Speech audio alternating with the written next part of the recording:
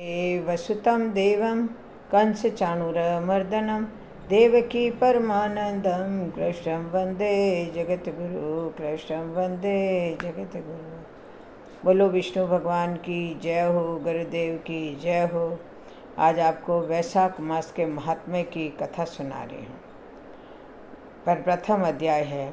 सूत जी कहने लगे कि ब्रह्मा के पुत्र श्री नारद जी से राजा अम्बरीश ने पूछा कि हे ब्राह्मण, मैंने सुना है कि वैशाख मास सब मासों से उत्तम है, सो कृपया आप वैशाख मास का महात्म्य विस्तार पूर्वक मुझको सुनाइए। यह मास भगवान को क्यों अधिक प्यारा है, इस मास में क्या दान करना चाहिए और उसका क्या फल है, इस मास में कौन से कर्म करने योग्य हैं और उनको करने से कौन से देवता प्रसन्न होते हैं, भगवान विष्णु को कौन से कार्य व कौन से दान प्रिय हैं और उनके फल व उद्देश्य भी कृपया विस्तार पूर्वक कहिए। भगवान का पूजन कैसे और किन वस्तुओं से करना चाहिए। नारद जी बोले कि हे राजन, सब मासों का वृतांत भगवान ने लक्ष्मी जी से कहा था और मुझको ब्रह्मा जी ने सुनाया था। यह मास विद्याओं में वेद विद्या, मंत्रों में प्रणव, वृक्षों में कल्प वृक्ष, गौओं में कामधेनु, नागों में शेष, पक्षियों में गरुड़, देवों में विष्णु, वर्णों में ब्राह्मण, प्रिय वस्तुओं में प्राण, मित्रों में भार्या, नदियों में गंगा, तेजस्वियों में सूर्य, शास्त्रों में चक्र, धातुओं में स्वर्ण, वैष्णवों में शिव, रत्नों में कौस्तुभ मणि के समान है। भगवान की भक्ति के लिए ये मास सबसे उत्तम है। मेष राशि की संक्रांति अर्थात वैशाख मास में जो सूर्योदय से पहले स्नान करता है, उस पर भगवान लक्ष्मी सहित सदा प्रसन्न रहते हैं। वैशाख मास में स्नान करने वाले सब पापों से मुक्त होकर वैकुंठ को जाते हैं। इस मास में सूर्योदय से पहले जो एक बार भी स्नान करके स्नान के निमित्त एक पग भी चलता है, उसको कई अश्वमेघ यज्ञों का फल मिलता है। वैशाख मास में नगर से बाहर थोड़े से जल में भी स्नान करने से यम आज्ञा से उसके पापों का फल नष्ट हो जाता है। विष्णु भगवान की आज्ञा से वैशाख मास में सूर्योदय से 6 घड़ी तक सब तीर्थों के अधिष्ठाता देवता जल के बाहर मनुष्यों के हित के लिए ठहरते हैं, परंतु इस समय तक भी जो स्नान के लिए नहीं आते, उनको श्राप देकर फिर वह अपने धाम को चले जाते हैं। इसलिए वैशाख मास का स्नान अवश्य करना चाहिए। अब इसका दूसरा अध्याय है। नारद जी कहने लगे, जिस प्रकार सतयुग के समान युग, वेद समान शास्त्र, गंगा जी जैसा तीर्थ, जलदान जैसा दान, भार्या समान सुख, खेती जैसा धन, जीवन के समान लाभ, नेत्रों के समान ज्योति, भोजन के समान तृप्ति, सत्य के समान यश, आरोग्य के समान हर्ष कोई दूसरा नहीं है, ऐसे ही वैशाख जैसा अन्य कोई मास भगवान को प्यारा नहीं है। जो इस मास को व्यर्थ गंवा देते हैं, वह धर्महीन शीघ्र ही पशु योनि पाते हैं। संसार में अनेक प्रकार के व्रत तपादि हैं जो अत्यंत कष्ट साध्य है और फिर उनसे जन्म लेना पड़ता है, परंतु वैशाख मास में केवल स्नान मात्र से मनुष्य मोक्ष को प्राप्त होता है। सब दानों तथा तीर्थों के स्नान का फल वैशाख में केवल जलदान से ही मिल जाता है। जिसमें जलदान देने की भी शक्ति न हो, वह दूसरों से दान दिलवाएं, उनका भी यही फल होता है। जो पथिकों के लिए प्याऊ लगाता है, वह अपने कई कुलों का उद्धार करता है। प्याऊ लगाने से देवता, पितर तथा ऋषि अत्यंत प्रसन्नता को प्राप्त होते हैं। बल की इच्छा हो तो जलदान, पवन की इच्छा हो तो पंखा वैशाख मास में दान दें। जो प्यासे को जल पिलाता है, वह राज सूर्य यज्ञ का फल प्राप्त करता है। जो धूप और पसीने से व्याकुल ब्राह्मण पर पंखे से हवा करता है, वह सब पापों से रहित हो जाता है और गरुड़ के समान हो जाता है। और ब्राह्मण को पंखा दान न करने वाले अनेक प्रकार के वातादि से दुखित होकर नरकवास करते हैं।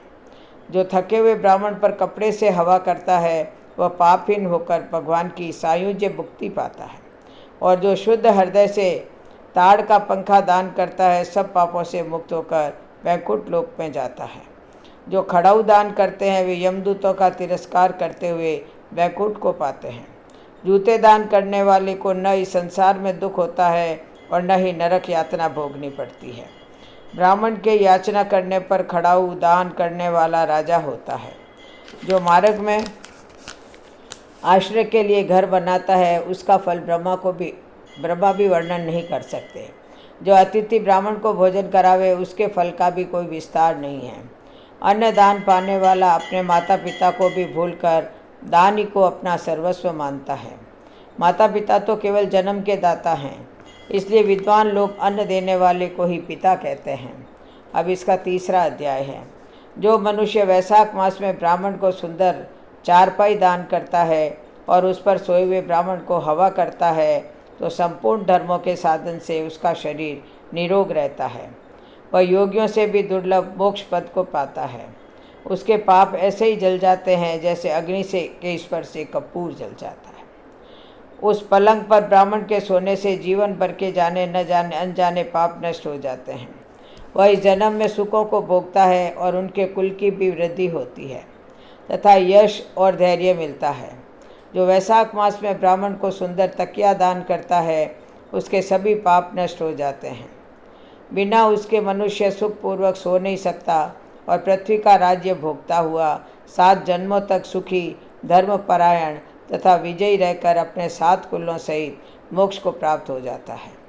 जो वैशाख मास में चटाई या आसन का दान करता है, जैसे जल में पड़ी हुई वह भीगती नहीं, जल से अलग रहती है, वैसे ही वह मनुष्य संसार के सब धर्मों से अलग रहता है। चटाई और आसन देने वाला पुरुष आसन और शैया पर बैठकर सुख भोगता है। जो पुष्प और कुमकुम का दान करता है वह सार्वभौम राजा होता है।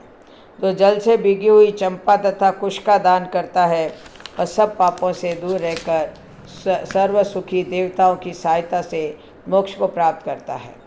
जो मेष संक्रांति को केतकी और मल्लिका का दान करता है वह भगवान की आज्ञा से मोक्ष पद प्राप्त करता है। जो सुपारी, सुगंधित द्रव्य तथा नारियल का दान करता है वह 7 जन्म तक ब्राह्मण के घर जन्म लेकर 7 कुलों सहित विष्णु को प्राप्त होता है। जो ब्राह्मण के विश्राम के लिए मंडप बनाकर देता है उसका अनंत फल होता है। जो छाया मंडप बनवाकर बालू गिरवाकर प्याऊ लगवाता है वह स्वर्ग का भी स्वामी होता है। जो रास्ते में बाग, तालाब, कुआं, बावड़ी, प्याऊ आदि लगाता है मानो धर्म उसका पुत्र ही है।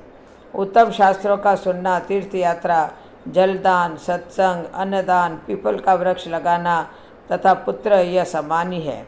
ऐसी संतान देवताओं को भी दुर्लभ है। जिनके संतान न हो उनको इनमें से एक काम अवश्य करना चाहिए। चौथा अध्याय। नारद जी कहते हैं कि वैशाख मास में शरीर में तेल लगाना, दिन में सोना, कांसे के बर्तन में भोजन करना, दोबारा भोजन करना, खाट पर सोना, घर में स्नान करना, यह सब कार्य वर्जित है।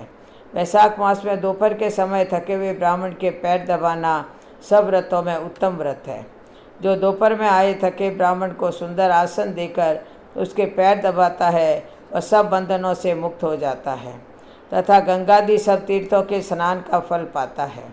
मनुष्य रोगहीन और मोटा ताजा होकर भी वैशाख मास में स्नान न करने से चांडाल योनि को प्राप्त होता है। वैशाख मास की संक्रांति के दिन जो बाहर जाकर किसी तीर्थ पर स्नान नहीं करता वह 100 जन्म लेता है। वैशाख मास में अन्नदान अथवा जलदान न करने से निश्चय पूर्वक कभी दुखों से मुक्त नहीं होता। वैशाख मास में नदी के में स्नान करके भगवान विष्णु का ध्यान करने से निश्चय ही 3 जन्मों के किए हुए पाप नष्ट हो जाते हैं। प्रातःकाल समुद्र में गिरने वाली नदियों में स्नान करने से 7 जन्मों के पाप और उषा काल में सप्त गंगा में स्नान करने से करोड़ों जन्मों के पाप नष्ट हो जाते हैं। जाह्नवी, वृद्ध गंगा, कालिंदी, यमुना, सरस्वती, कावेरी, नर्मदा और त्रिवेणी यह सप्त गंगा है। वैशाख मास में बहते हुए जल में मंजन करने से सारे जन्म के किए हुए पाप नष्ट हो जाते हैं। दूध से उत्तम दही और दही से उत्तम घी है। वैसे ही सब मासों में कार्तिक से माघ और माघ से वैशाख मास उत्तम है। दरिद्री तथा पराधीन को जो भी थोड़ी से थोड़ी वस्तु, जल, कंद, मूल, फल, गुड़, छाछ आदि मिल जाए वही दान करनी चाहिए। दान न करने से दरिद्रता आती है और दरिद्रता से मनुष्य पाप करता है तथा पाप से नरक मिलता है। इसलिए मनुष्य को सामर्थ्य अनुसार अवश्य दान करना चाहिए। वैशाख मास के देवता विष्णु हैं। इस कारण इस मास में किया हुआ जप, दान, यज्ञ और तप अधिक फल देने वाले हैं। नीचे लिखे मंत्र से भगवान की प्रार्थना करें। हे भगवान, मैं वैशाख मास की संक्रांति में स्नान करने की कामना करता हूँ, कृपया आप इसको पूर्ण करें। तथा हे मधुसूदन, मैं स्नान करके आपको अर्घ्य देता हूँ, आप इसे ग्रहण करके मुझ पर प्रसन्न हों। आप समदर्शी पापियों पर भी कृपा करके मेरे अर्घ्य को ग्रहण करें और यथोचित फल देवें। इस प्रकार अर्घ्य देकर स्नान करके वस्त्र पहन अपना नित्य नियम करें और वैशाख में उत्पन्न होने वाले फूलों से भगवान का पूजन करें तथा वैशाख की कथा सुनें। इससे करोड़ों जन्मों के पाप नष्ट हो जाते हैं। जो तुलसी दल से भगवान का पूजन करता है वह सार्वभौम राजा होकर अनेक जन्मों में विविध सुखों को भोगता है और फिर अपने कितने ही कुलों के साथ विष्णु की सायुज्य मुक्ति पाता है। अब है 5वां अध्याय। नारद जी कहने लगे कि हे राजन, वैशाख मास सब धर्मों, तपों और मासों में श्रेष्ठ है। यह मैं तुमसे कहता हूँ कि जब युग समाप्त हो जाते हैं तथा प्रलय काल में भगवान अनेक से एक होकर सब जीवों को अपने उदर में समेटकर समुद्र में शयन करते हैं, तब इस प्रकार कल्प से बीतने पर वेद भगवान को जगाते हैं और भगवान अपने उदर में स्थित जीवों की रक्षा करते हैं तथा उन्हें अपने अपने कर्मों का फल देने के लिए सृष्टि के रचने का विचार करते हैं। उनकी नाभि से त्रिलोकी का आधार रूप सुवर्णमय कमल उत्पन्न होता है। उस कमल से विराट रूप ब्रह्मा उत्पन्न हुए, फिर सत्य, रज और तम उत्पन्न हुए और गुण, प्रकृति, मर्यादा तथा भुवनों के स्वामी रचे। फिर वर्णाश्रम के विभाग पर धर्म की कल्पना करते हुए वेद, मंत्र, स्मृति, पुराण और इतिहास रचकर इनके प्रवर्तक ऋषि उत्पन्न किए। अलग अलग वर्णों के कर्म निर्माण किए। प्रजा अपने धर्म में यथोचित लगी हुई है या नहीं, यह देखने के लिए साक्षात अंतर्यामी भगवान डर दिखाने और परीक्षा के निमित्त अवतार धारण कर स्वयं इस संसार में आए। वर्षा काल में कई कीचड़ में फंसकर यथोक्त का धर्म कार्य नहीं कर सकते। शीत में वातादि से दुखी होकर ठीक धर्म पर नहीं चल सकते। शरद ऋतु में ठंड के मारे प्रातःकाल नहीं उठते हैं, इससे बड़ा दुख होता है। इस कारण भगवान ने संपूर्ण पापों के निवारण के लिए बसंत ऋतु बनाई। यह ऋतु स्नान, दान, यज्ञ, क्रिया और सब भोगों के लिए अनुकूल है। मीन की संक्रांति में वर्णाश्रम वासियों के घरों में रहकर भगवान लोगों के कर्मों को देखते हैं। धर्म पर चलने वाले मनुष्यों की मनोकामना पूरी करते हैं और अधर्म पर चलने वालों की आयु और धन क्षीण करते हैं।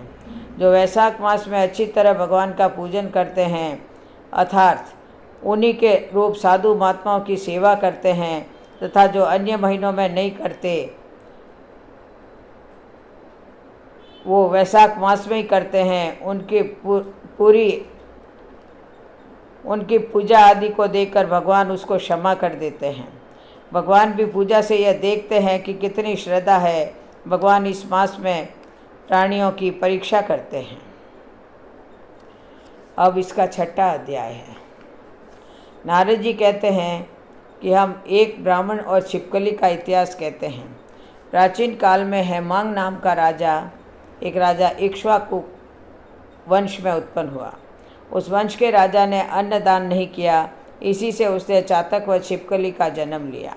वह निर्धन व निर्बल ब्राह्मणों की बहुत सेवा किया करता था, लेकिन विद्वान के तेजस्वी वेदपाठी ब्राह्मणों की सेवा नहीं करता था।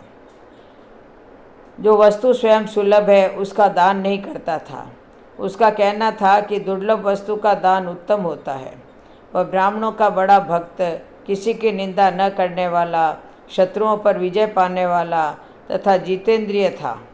उसने इतने यज्ञ किए कि कुशाओं से भी पृथ्वी पर कुशा ही कुशा दिखाई देने लगी। उसने गौभूमि तथा स्वर्ण का दान देकर अनेक ब्राह्मण को प्रसन्न किया। कोई ऐसा दान नहीं जो उसने न किया हो, परंतु कभी वैशाख मास में जलदान नहीं किया। वह कहता था कि अलभ्य वस्तु दान करने का फल होता है, जल तो सहज में ही लभ्य है। अतः वह राजा लूले, लंगड़े, अंधे और जीविकाहीन ब्राह्मणों की सेवा किया करता था, किंतु वेद पाठी, तत्वज्ञानी और ब्रह्मवादियों की पूजा नहीं किया करता था। वह कहता था कि विख्यात ब्राह्मणों की सेवा तो सभी करते हैं, अनाथ, अनपढ़, लूले, लंगड़े और दरिद्रियों की दुर्गति है और यही दया के पात्र हैं। इस दोष के कारण 3 जन्म तक उसको चातक की योनि मिली, फिर 1 जन्म गिद्ध बना, फिर 7 जन्म तक कुत्ते की योनि मिली, फिर एक राजा के महल में छिपकली योनि में उत्पन्न हुआ। इस प्रकार उस राजा को मिथिलापुरी के राजा श्रुति कीर्ति के घर में छिपकली बनकर द्वार की चौखट पर कीड़ों का भक्षण करते हुए 87 वर्ष बीत गए। एक समय श्रुतिदेव ऋषि भूखे प्यासे दोपहर के समय मार्ग में थके हुए मिथिलापति के घर आए। ऋषि को देखकर राजा ने खड़े होकर उनका बड़ा आदर सत्कार किया, मधु पर्क आदि करके उनका पूजन किया और उनके चरण धोकर अपने माथे पर उस जल को छिड़का। देवयोग से उस जल की एक बूंद छिपकली पर भी जा पड़ी। जल की बूंद पड़ते ही उनको अनेक योनियों के जन्म का ज्ञान हो गया और वह हाय हाय करके कहने लगा कि हे ब्राह्मण देवता, मेरी रक्षा करो, मेरी रक्षा करो। छिपकली के ऐसे वचन सुनकर ब्राह्मण को बड़ा आश्चर्य हुआ और कहने लगे कि तू कौन है और क्यों इतना विलाप करता है? तू अपना सब वृत्तांत कह, मैं अभी तेरा उद्धार करूँगा। ऋषि के ऐसे वचन सुनकर वह छिपकली कहने लगी, हे ब्राह्मण, मैं इक्ष्वाकु कुल में उत्पन्न हुआ और वेद शास्त्र का ज्ञाता था। मैंने अनेकों गौदान और यज्ञदान तथा बहुत से कुएं, तालाब और बावड़ी बनवाई, अनेकों दान दिए और धर्मपूर्वक राज्य भी किया, तो भी मुझे स्वर्ग न मिला। 3 जन्म तक चातक और 1 जन्म तक कुत्ते की योनि में रहा, अब इस छिपकली की योनि में हूँ। वह राजा आपका चरणोदक छिड़क रहा था, उसकी एक बूंद मुझ पर गिर गई, जिससे मुझे पूर्व जन्मों का वृत्तांत स्मरण हो आया है और अनेक पाप नष्ट हो गए हैं।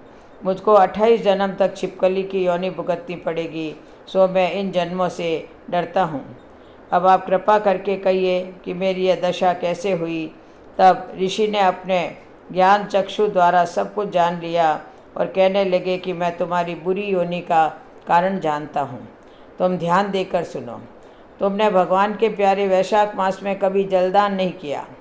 तुमने जल सुलभ जान यह समझा कि यह तो बिना मूल्य की मिलता है और धूप व मार्ग के प्यासे ब्राह्मण को जलदान नहीं किया।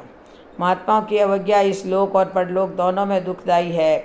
सज्जनों की पूजा ही धर्म, अर्थ, काम और मोक्ष देने वाली है। इस प्रकार बहुत से कर्तव्य को नहीं देखते। जैसे मंद आदमियों की संगति से कुछ फल नहीं मिलता, वैसे ही तीर्थ और मूर्तियों से भी तत्काल कुछ फल नहीं मिलता, परंतु महात्मा तो दर्शन मात्र से ही पवित्र कर देते हैं। साधु सेवा से कोई सज्जन दुखी नहीं होता। तुमने न तो जलदान किया, न साधुओं की सेवा की, इसी कारण तेरी यह दुर्गति हुई। अब मैंने जो वैशाख में पुण्य किया है वह तुम्हें दूंगा, उसी के फल से तुम्हारी शांति होगी।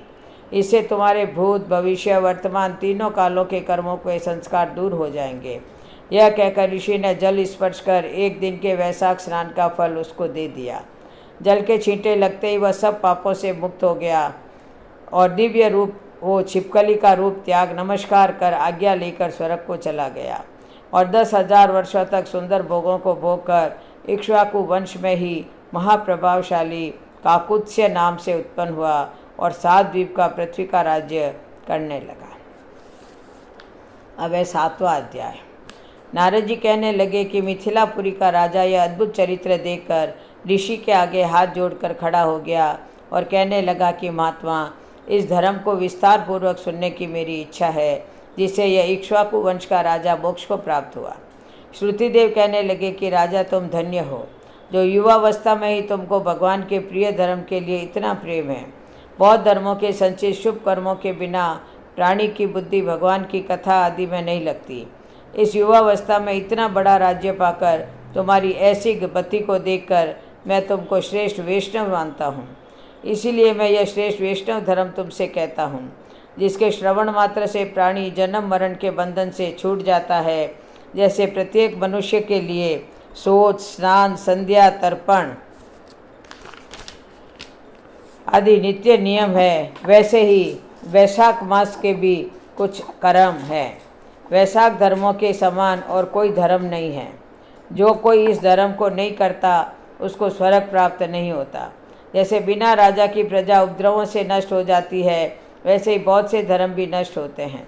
वैशाख मास के धर्म जैसे जल का घड़ा देना, प्याऊ लगाना, मार्ग में छाया करना, जूता, खड़ाऊ, छतरी तथा पंखा का दान करना, भ्रम को दूर करने वाले गौरस का दान, बावड़ी, कुओं, तालाब तथा धर्मशाला आदि बनवाना, नारियल, ईख, कपूर और कस्तूरी आदि दान करना, चंदन आदि सुगंधित द्रव्य, शैया, खाट, आम और दूसरे फल पुष्प, सायंकाल समय शरबत, पूर्णिमा के दिन सब तरह के अन्नदान का दान करना, चैत्र की अमावस्या को करील का दान करना, सूर्योदय से पहले प्रतिदिन स्नान करना, भगवान का पूजन करना, कथा सुनना, गौ को घास डालना, ब्राह्मणों के चरण धोना, गुड़, सौंठ, आंवले का दान, यात्रियों की सेवा। जो स्त्री वैशाख मास में भगवान का पूजन फूलों से नहीं करती उसको पुत्र का सुख नहीं होता, उसका पति और आयु भी नष्ट हो जाते हैं। इस मास में भगवान विष्णु, लक्ष्मी और अपने पार्षदों के साथ इस पृथ्वी पर लोगों के घर में जाकर उनकी परीक्षा करते हैं। जो भी इन दिनों उनका पूजन नहीं करता वह रौरवादी नरक में पड़ता है और फिर 5 बार राक्षस योनि को पाता है। इसीलिए इस मास में अन्न व जल से भूखे प्यासे प्राणियों की रक्षा करें। 8वां अध्याय। अन्नदान न करने का इतिहास मैं तुमसे कहता हूँ। रेवा नदी के किनारे मेरे पिता पिशाच हो गए थे। वे भूख और प्यास से शिथिल होकर अपना ही मांस खाते थे। छाया वाले पेड़ के न मिलने से उनकी दशा बहुत बुरी हो गई थी। पहले जन्म के संचित बुरे कर्मों से उनकी कंठनाली का छिद्र बहुत ही सूक्ष्म हो गया था, जिससे उनको बड़ी पीड़ा होती थी। कुएं, बावड़ी और तालाब का जल उनको विष के समान लगता था। मैं गंगा यात्रा पर जा रहा था। उस समय रेवा नदी के किनारे पहुंचा तो मैंने यह अद्भुत दृश्य देखा कि एक शाल्वली पेड़ के नीचे बैठा हुआ एक पिशाच अपना ही मांस खा रहा है और प्यास के मारे बुरी तरह चिल्ला रहा है। वह मुझको देखते ही मारने के लिए दौड़ा, परंतु मेरे तेज के सामने वह हताश हो गया। मुझको उस पर दया आई। मैंने उससे कहा कि अपना सब वृतांत कहो, मैं तुमको शीघ्र ही इस दुख से छुड़ा दूंगा। वह कहने लगा कि अनर्थ देश में भूवराक्त नाम का एक नगर था। वहाँ मैं संस्कृत गोत्र में उत्पन्न हुआ और मित्र मेरा नाम था। तब मैंने संपूर्ण विद्या पढ़ी और पढ़ाई, परंतु मैंने वैशाख मास में कभी अन्न का दान नहीं किया। मेरे विचार से इस कारण मुझे ये विशास योनि मिली और कोई कारण दिखाई नहीं देता। मेरा पुत्र श्रुतिदेव नाम का बड़ा विद्वान और धर्मात्मा है। यह बात मैंने तुमसे कही है। यदि तुम मेरे पुत्र से जाकर कहोगे तो बड़ी कृपा होगी। मैं अपने पिता की यह बात सुनकर दुख के कारण रोता हुआ उनके पैरों में गिर पड़ा और कहने लगा कि पिताजी, मैं तुम्हारा पुत्र हूँ, देवयोग से यहाँ आ गया हूँ। अब आप मुझको आज्ञा दीजिए, मैं वही कार्य करूँगा जिससे आपका यह दुख दूर हो। तब वह बड़ी प्रसन्नता के साथ कहने लगे कि यात्रा करके शीघ्र घर जाओ और मेष संक्रांति में स्नान आदि करके भगवान विष्णु के निमित्त अन्न आदि किसी श्रेष्ठ ब्राह्मण को दान दो, जिससे सकुटुंब मेरी मुक्ति हो जाएगी। मैंने तीर्थ यात्रा करके घर आ वैशाख के मास में अन्न दान किया। तब मेरे पिता पिशाच योनि से मुक्त हो मुझको आशीर्वाद देते हुए विमान में बैठकर वैकुंठ लोक को गए। तो हे राजन, मैंने तुमसे धर्म का यह सारभूत कहा, अब तुम्हारी क्या सुनने की इच्छा है। अब 9वां अध्याय। इतना सुनकर मिथिलेश ने पूछा कि हे ब्राह्मण, इक्ष्वाकु वंश के राजा ने जल और अन्न का दान नहीं किया, इसी से वह चातक और छिपकली की तथा साधु महात्माओं की सेवा न करने से गिद्ध योनि में आया। परंतु आपने बतलाया कि वह 7 जन्म तक कुत्ते की योनि में आया। उसने केवल संत महात्माओं की सेवा नहीं की, सो उसका फल उनको न मिलता। उसने किसी को कष्ट भी नहीं दिया, सो बिना कारण ही उसको कुत्ते की योनि क्यों मिली, इसका मुझको संशय है। कृपा करके आप मेरी शंका का समाधान करिए। राजा के ऐसे वचन प्रश्न सुनकर महायशस्वी श्रुतिदेव ने कहा, तुम धन्य हो राजन, जो तुमने ऐसा धार्मिक प्रश्न किया। सो मैं अब तुम्हारे संशय का समाधान करता हूँ। यह वार्ता शिवजी ने कैलाश पर्वत पर श्री पार्वती जी से कही थी। सब लोगों की रचना कर उनको परलोक और लोक दो प्रकार की स्थिति बताई और इनकी स्थिति के निमित्त तीन तीन भेद बताए। जल सेवा, अन्न सेवा और औषधि सेवा, यह तीनों इस लोक की स्थिति हेतु है, तथा साधु सेवा, विष्णु पूजा और धर्म, यह तीनों पारलौकिक स्थिति के हेतु है। जैसे ऐहिक कर्म से धन संपत्ति आदि प्राप्त हो सकते हैं, वैसे ही पारलौकिक क्रियाएं कभी कभी दुख का कारण भी हो जाती है। जैसे यहाँ पर एक पुराना इतिहास कहता हूँ। एक समय दक्ष प्रजापति महादेव जी को यज्ञ में बुलाने के लिए कैलाश पर गए। तब उनको आए देखकर श्री महादेव जी खड़े नहीं हुए, क्योंकि शिवजी ने सोचा कि मैं सनातन हूँ और यह सब देवता यज्ञ का भाग लेने वाले सेवक के समान है। इसीलिए स्वामी का यह सेवक के आने पर, पति का पत्नी के आने पर, गुरु का शिष्य के आने पर उठना आवश्यक नहीं। यही सब शास्त्रों का मत है। जिसमें बल, दान, तप और शांति अधिक रहती है वही गुरु है। जो स्वामी स्वयं अपने सेवकों के लिए उठते हैं, उनकी आयु, धन और यश तत्काल नष्ट हो जाते हैं। इसीलिए यह मेरा प्रिय ससुर है, ऐसा विचार कर दक्ष प्रजापति की भलाई के लिए ही वह उठे नहीं। यह देखकर दक्ष प्रजापति को अत्यंत क्रोध आ गया और उनके सामने उनकी निंदा करने लगा कि देखो, इस दरिद्री को बड़ा अहंकार हो गया है। इसका धन केवल एक बुढ़ा बैल है, जिस पर केवल धर्मचर्म ही रह गया है। कपाल की हड्डी धारण करता है, पाखंडी, अहंकारी, महाअपवित्र, किसी का शुभ कार्य न करने वाला, दरिद्रता के मारे शीत से दुखित, हाथी चरम को ओढ़ने वाला, शमशान जिसका घर है, सर्पों का आभूषण है, न इसमें धीरज है न ज्ञान, भस्मासुर के डर के मारे दूर भाग गया, भूतादि का प्रेतादि का संग, इसके कुल का कुछ पता नहीं। दुरात्मा नारद ने वृथा ही इसकी बड़ाई की, जिससे मैंने अपनी कन्या सती का विवाह इसके साथ कर दिया। जैसे कुमार का घड़ा चांडाल के घर पहुंचने से किसी का नहीं रहता, वैसे ही मेरी कन्या का मुझसे कोई प्रयोजन नहीं। इस प्रकार दक्ष प्रजापति शंकर और सती को यज्ञ का निमंत्रण न देकर और कुवाक्य कहकर चला गया और यज्ञ स्थान में ऋत्विक और मुनियों को साथ लेकर विधि पूर्वक यज्ञ करने लगा। इस यज्ञ में ब्रह्मा और विष्णु भी नहीं आए, परंतु सिद्ध, चारण, गंधर्व, यक्ष, राक्षस, किन्नर और सब देवता यज्ञ में आए। सती को यह लालसा उत्पन्न हुई कि किसी प्रकार यज्ञ का उत्सव देखूं और अपने संबंधियों से मिलूं। महादेव जी के रोकने पर भी वह न मानी और जाने का निश्चय कर लिया।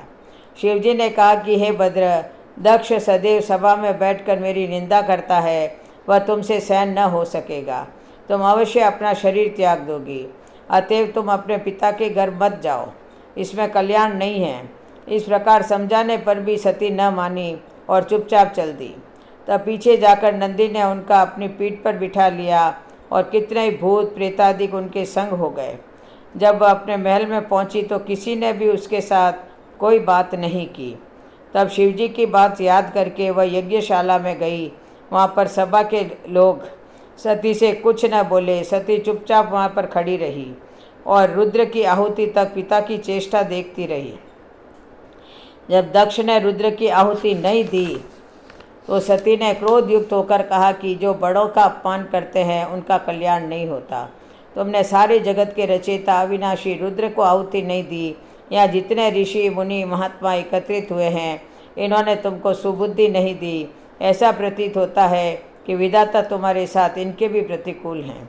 जब सती का यह वचन कह रही थी तो पुषा देवता मुंह फाड़कर हंसने लगे और कर्महीन भृगु दाढ़ी और मूंछ फड़काने लगा।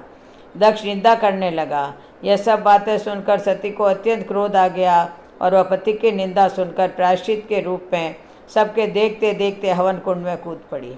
सती के गिरते ही हाहाकार मच गया। शिवजी के गण भागकर शिवजी के पास आए और सारी कथा सुनाई। महादेव ने काल रूप को क्रोध से अपनी जटा उखाड़कर पृथ्वी पर दे मारी, जिससे बड़ा बलवान महाकाय वीरभद्र उत्पन्न हुआ। तब शिवजी ने उसको आज्ञा दी कि मेरे निंदक दक्ष का नाश कर दो, जिसके कारण सती को शरीर त्यागना पड़ा। महादेव जी की आज्ञा पाकर शस्त्र भुजाओं वाला और यमराज के सदृश तो वीरभद्र यज्ञशाला में पहुंचा और देवता, असुर, मनुष्य आदि को जो भी यज्ञ में उपस्थित थे सबको मारने लगा और भृंगु की दाढ़ी मुँह उखाड़ दिए। जिसने जो अंग फड़काया था वीरभद्र ने उसका वही अंग उखाड़ कर फेंक दिया। दक्ष का सिर काटने लगा, किंतु शुक्राचार्य मंत्र बल से उसकी रक्षा कर रहे थे, इसलिए नहीं काट सका। तब रुद्र ने स्वयं उसका सिर काट डाला। इस प्रकार यज्ञ में आए हुए सबका संहार कर वे कैलाश को लौटे। जो मरने से बचे थे वे सब भागकर ब्रह्मा जी की शरण में गए। ब्रह्मा जी उनको साथ लेकर कैलाश में गए और वहाँ जाकर अनेक प्रकार से समझा बुझाकर श्री शिव जी को शांत कराया। फिर महादेव जी को साथ लेकर यज्ञशाला में पहुँचे। यज्ञ में जो मारे गए थे उनको जीवन का दान दिया और महादेव जी ने दक्ष के धड़ पर बकरे का सिर रख दिया, जिससे आज तक उनके उपासक दक्ष को उनकी प्रसन्नता के लिए बम बम बम करते हैं। भृंगु जी के मुख पर बकरे की दाढ़ी लगा दी, पूषा के दांत नहीं लगाए। उनसे कह दिया गया कि वह पीस कर खा लिया करेगा। इस प्रकार सबको अंग सहित किया गया और दक्ष पूर्ववत यज्ञ करने लगा। यज्ञ संपूर्ण होने पर सब देवता अपने अपने स्थान को चले गए। अब 10वां अध्याय। श्री शिवजी महाराज ने ब्रह्मचर्य व्रत धारण कर लिया। गंगा तट पर एक वृक्ष के नीचे तप करने लगे। दक्ष की पुत्री पतिव्रता सती ने राजा हिमालय के घर उसकी स्त्री मेनका के गर्भ से पार्वती के रूप में जन्म लिया तथा वहीं पर उनका पालन पोषण होने लगा। इसी समय तारकासुर नाम का एक राक्षस उत्पन्न हुआ, जिसने महातप करके ब्रह्मा जी से यह वरदान पा लिया कि वह देवता, राक्षस, नाग व मनुष्य किसी से नहीं मरेगा, परंतु रुद्र भगवान के पुत्र से तेरी मृत्यु होगी। राक्षस ने सोचा कि जब शिव के स्त्री ही नहीं तो पुत्र कहाँ से होगा, फिर मृत्यु ही कैसे हो सकेगी। इस कारण कह दिया कि तथास्तु। ऐसा वर पाकर तारकासुर ने सबको दुख देना आरंभ कर दिया। देवताओं को अपना दास बना लिया और देवांगनाओं को दासी। इस प्रकार जब देवता अत्यंत दुखी हो गए तो ब्रह्मा जी के पास पहुँचे। ब्रह्मा जी ने उनके दुख को सुनकर कहा कि वर देते समय हमने उस राक्षस को कहा था कि उसकी मृत्यु शिव के पुत्र के हाथ से है, अतः सिवाय रुद्रपुत्र के उसकी मृत्यु और किसी उपाय से न होगी। शिवजी की स्त्री सती ने दक्ष के यज्ञ में अपने प्राण त्याग दिए थे। अब उसने पार्वती के रूप में हिमालय के घर जन्म लिया है, परंतु रुद्र भगवान हिमालय के शिखर पर घोर तप कर रहे हैं। सो ऐसा उपाय करना चाहिए जिससे रुद्र का पार्वती के साथ पाणी ग्रहण हो जाए। तब सब देवताओं ने इंद्र सहित अमरावतीपुरी जाकर गुरु बृहस्पति जी से सलाह ली और फिर इंद्र ने अपने कार्य की सिद्धि के लिए नारद तथा कामदेव को बुलाया और उसे कहा कि वह हिमाचल के घर जाकर उनको समझाएं कि पहले जन्म में दक्ष की पुत्री थी शिवजी की पत्नी, अब पार्वती के रूप में तुम्हारी पुत्री हुई है। सती के वियोग में भी श्री महादेव जी तुम्हारे शिखर पर तप कर रहे हैं, इसीलिए तुम अपनी कन्या का विवाह उनसे कर दो, जिससे वहाँ जाकर उनकी सेवा कर सकें, वही उसके पति होंगे। इंद्र की आज्ञा पाकर नारद जी को जैसा समझाया था वैसा ही करने के लिए चले गए और फिर इंद्र ने कामदेव को बुलाया कि सब देवताओं के हित के लिए तुम बसंत ऋतु के सहित तपोवन में जहाँ रुद्र तपस्या कर रहे हैं जाओ और वहाँ पर बसंत का विस्तार करो, और जब पार्वती जी वहाँ पहुँच जाए तब धनुष चढ़ाकर ऐसा बाण मारो कि शिवजी मोहित हो जाए। उनका संगम होने पर सब कार्य अवश्य पूरे हो जाएंगे। कामदेव ने ऐसी आज्ञा पाकर अपनी पत्नी को साथ लेकर तपोवन में बसंत ऋतु का प्रसार किया। एक समय श्री महादेव जी के पास उनकी सेवा करने के लिए पार्वती जी बैठी हुई थी कि तभी कामदेव ने पीछे की तरफ से वृक्ष की ओट में होकर शिव को बाण मारा तो शिवजी का मन चलायमान हो गया। कामदेव दूसरा बाण चलाने वाला ही था कि शिव को यह विचार उत्पन्न हुआ कि उनके मन को चंचल होने का क्या कारण है, और जब उन्होंने चारों तरफ देखा तो कामदेव दिखाई दिया। क्रोध से अपने मस्तक से तीसरा नेत्र खोला तो उसमें से ऐसी अग्नि उत्पन्न हुई जिससे सारा संसार भयभीत हो गया और उस अग्नि से धनुष सहित कामदेव भस्म हो गया। बसंत और रति भी भयभीत होकर भाग गए तथा पार्वती जी भी एक और डरकर दूर जा खड़ी हुई। तब स्त्री की निकटता दूर करने के लिए महादेव जी भी अंतर ध्यान हो गए। हित के सिद्ध करने वाले देवताओं का कार्य सफल न हुआ, किंतु उल्टा अनर्थ हुआ।